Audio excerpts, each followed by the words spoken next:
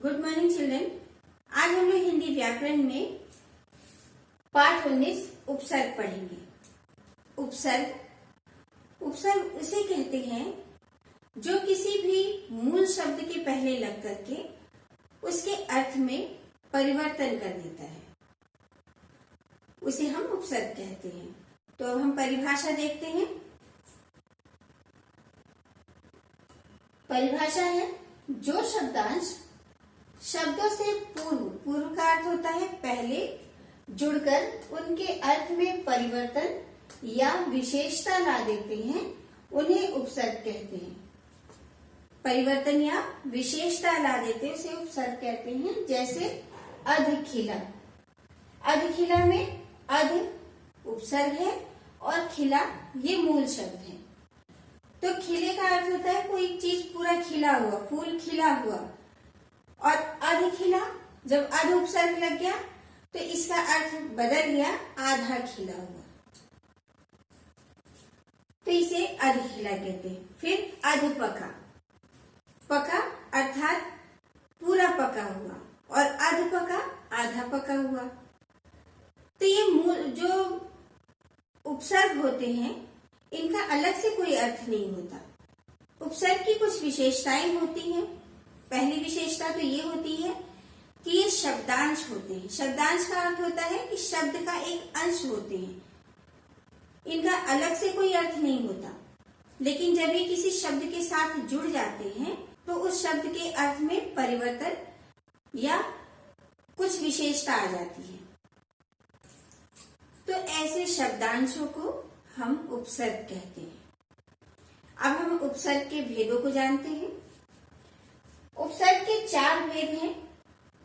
पहला है संस्कृत के उपसर्ग, दूसरा हिंदी के उपसर्ग, तीसरा उर्दू के उपसर्ग और चौथा है उपसर्ग की तरह प्रयुक्त होने वाले संस्कृत के अव्यय। कुछ अव्यय ऐसे हैं संस्कृत में जिन्हें हम उपसर्ग के रूप में हिंदी में प्रयोग करते हैं। तो अब हम इन्हें विस्तार से एक एक करके देखते हैं।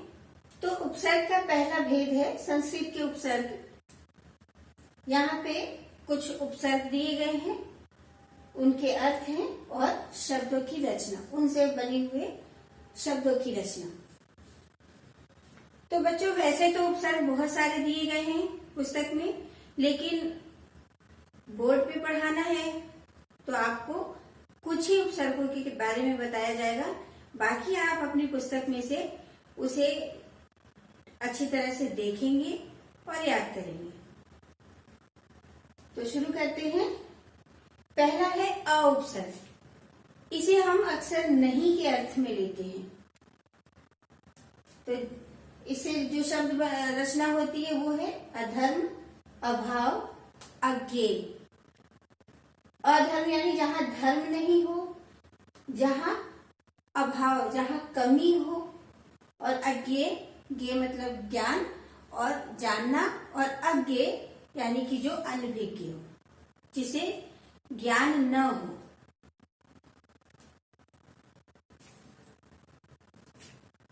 तो आपने देखा होगा कि यहाँ धर्म के आगे अ उपसर्ग लग गया तो इसका अर्थ बिल्कुल बदल गया।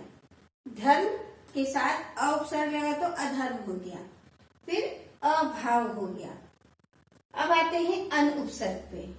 अन उपसर्ग इसे भी हम नहीं या अभाव के अर्थ में लेते हैं। इससे जो शब्द बनते हैं वो है अनादर। आदर के आगे अन उपसर्ग लग गया, अनादर। उपस्थित के आगे अनुपसर्ग लग गया तो ये अनुपस्थित हो गया। उसके बाद है अति उपसर्ग। अति को अधिक के अर्थ में लेते हैं और अतिरिक्त, अत्याचार। फिर है अधि।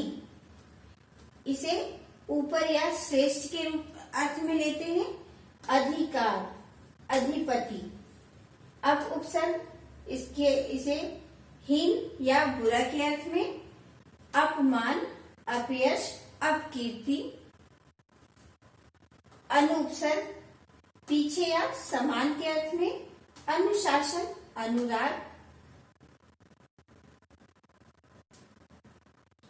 अब उपसर्ग नीचे, हीन या फिर बुरा के अर्थ में अवगुण, अवनति, अवरोह, अवरुद्ध। तो ये संस्कृत के उपसर्ग हैं। पहला वीडियो हमारे यहाँ समाप्त होता है। अगले वीडियो में हम हिंदी के उपसर्ग पढ़ेंगे।